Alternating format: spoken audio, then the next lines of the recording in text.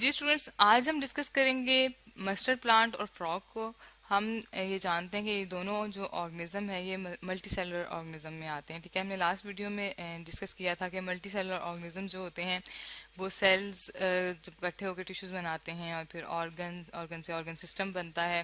फिर हमारे पास organism produce होता है। ठीक है, मीन के ऑर्गेनिज्म जो है वो एक कम्प्लीटली डेवलप हो जाता है और उसके अंदर तमाम ये चीज़ें मौजूद होती हैं, ऑर्गन्स और ऑर्गन सिस्टम। तो ये मल्टी सेलुलर है, बहुत सारे सेल से मिलकर बने हुए हैं। तो इसमें हमने एनिमल्स और प्लांट की एग्जांपल ली थी, तो अब हम उसमें से एक जो एग्जांपल है मस्टर्ड प्लांट और फ्रॉग, ये एक हमारे पास प्लांट की एग्जांपल है और एक हमारे पास एनिमल की एग्जांपल है, उनको डिस्कस करते हैं। ये हमारे पास डायग्राम जो है आपको नज़र आ रही है येलो फ्लावर्स वाली, ये हमारे पास मस्टर्ड प्लांट है और इसमें हमारे पास जो है आपको नज़र आ रही है मल्टी सेलुलर जो है ऑर्गेनिज्म है। ठीक है, एक प्लांट है और प्लांट में हमारे पास जो प्लांट का जनरल स्ट्रक्चर होता है वो सारी चीज़ें हमें नज़र आ रही हैं, मीन उसकी लीव स्टेम वगैरह। ठीक है, तो हम पहले इसका साइंटिफिक नेम लिख लेते हैं कि इसका साइंटिफिक नेम क्या है। मस्टर्ड प्लांट को जो है वो साइंटिफिक नेम में कहा जाता है ब्रासिका कैम्पेस्ट्रस। ठीक है, तो ये हमने हमारे पास इसका साइंटिफिक नेम आ गया है। ठीक है, इसको आम हम लैंग्वेज में कहते हैं सरसों का फूल भी कहते हैं। ठीक है, तो ये सरसों का जो प्लांट होता है ये मोस्टली सर्दियों में जो है वो सर्दियों के स्टार्ट में जो है इसको सो किया जाता है, मीन के इसको हम बोते हैं। ठीक है, सोन इन विंटर, और जब हमारे पास विंटर एंड हो रहा होता है तो तब हमारे पास इसके बीज जो हैं वो सीड प्रोड्यूस करता है ये। ठीक है,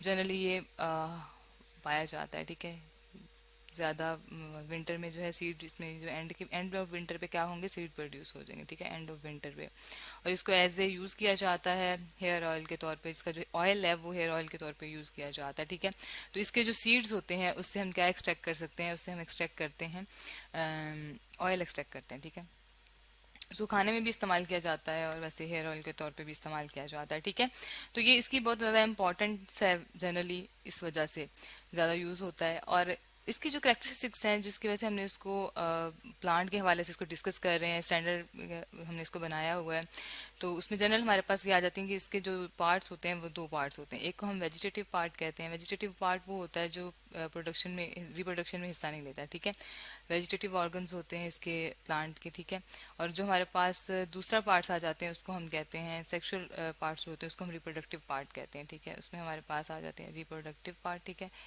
तो हम देख लेते हैं इन दोनों में हमारे पास कौन कौन से जो पार्ट्स हैं वो इन्वॉल्व हैं। ठीक है, तो हमारे पास सबसे पहले वेजिटेटिव पार्ट में आ जाएंगे रूट। रूट जो है वो पानी एब्जॉर्ब करती है, ठीक है, ज़मीन से। उसके बाद हमारे पास स्टेम आ जाती है जो कि पानी की और फूड की सप्लाई करती है। आपको स्टेम नज़र आ रही है, इसको हम लेबल भी कर लेते हैं। फिर हमारे पास ब्रांचेज होती हैं। ठीक है, जनरली जो प्लांट्स में होती हैं। ठीक है, ब्रांचेस निकल रही होती हैं और साथ में इसके लीव्स होते हैं। तो ये सारे हमारे पास आ जाएंगे वेजिटेटिव पार्ट में। और हमारे पास जो रिप्रोडक्टिव पार्ट है उसमें हमारे पास फ्रूट्स और सीड आ जाएंगे। रिप्रोडक्टिव पार्ट में हमारे पास वैसे पहले फ्लावर आएगा। ठीक है, फ्लावर जो है जब इसमें फर्टिलाइजेशन होगी और जो है हमारे पास उससे हमारे पास सीड बनते हैं और फिर हमारे पास सीड से फ्रूट बनते हैं। ठीक है, तो ये रिप्रोडक्टिव पार्ट में आ जाता है। ठीक हो गया। अब जो हमारे पास इसकी डायग्राम है हम जो हमने देखी है, इसमें हम ये देख लेते हैं कि इसके कौन कौन से पार्ट्स हैं। ये हमारे पास फ्लावर आ गया। ठीक है, तो ये इसका रिप्रोडक्टिव पार्ट आ जाएगा और ये आपको स्टेम नज़र आ रही है ग्रीन कलर की। ठीक है, इसको लेबल कर लेते हैं और बस स्टेम हो गई। और रूट्स रहेंगी इसकी बेस में होती हैं। ठीक है, अगर इसके नीचे अगर हम देखें तो उसमें हमारे पास यहाँ पर रूट्स मौजूद होंगी। ठीक है, जो कि वाटर को और न्यूट्रिएंट्स को एब्जॉर्ब करती हैं। ठीक है, ये आपको लीव्स नज़र आ रहे हैं। ठीक है, पत्ते जो हैं इसके। ठीक है, और इसके साथ यहाँ पर ये ब्रांचेस निकली हुई हैं। ठीक है, ये इसके पास ब्रांचेस हैं।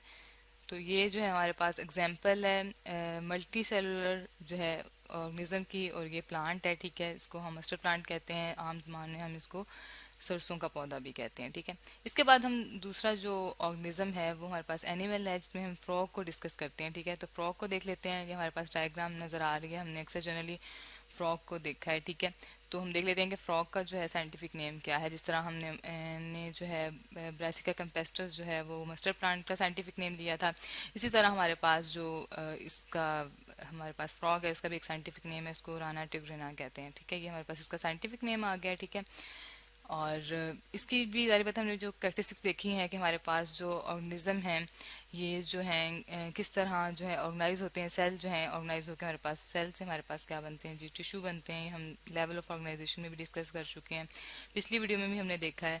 फिर टिश्यू से हमारे पास ऑर्गन्स बनते हैं और ऑर्गन्स जो हैं मिलके हमारे पास ऑर्गन सिस्टम बनाते हैं। ठीक है, ऑर्गन सिस्टम बनाते हैं। सिस्टम में हमारे पास सर्कुलेटरी सिस्टम आ जाता है, रिप्रोडक्टिव सिस्टम आ जाता है, रेस्पिरेटरी सिस्टम आ जाता है। और फिर जब ऑर्गन सिस्टम सारे ऑर्गेनाइज होते हैं तो हमारे पास एक ऑर्गेनिज्म बनता है, ठीक है। ऑर्गेनिज्म बनता है, आई मीन आप कह सकते हैं एक एनिमल प्रोड्यूस होगा, मल्टी सेलुलर ऑर्गेनिज्म बनेगा, ठीक है।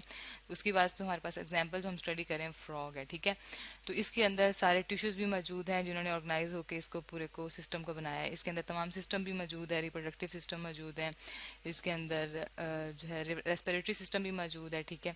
और डिफरेंट टिश्यूज हैं जो इसकी स्किन में पाए जाते हैं, एपिथेलियल टिश्यूज भी होते हैं, जो कि हम नेक्स्ट चैप्टर्स में, नेक्स्ट वीडियोस में डिस्कस करेंगे डिटेल में, ठीक है।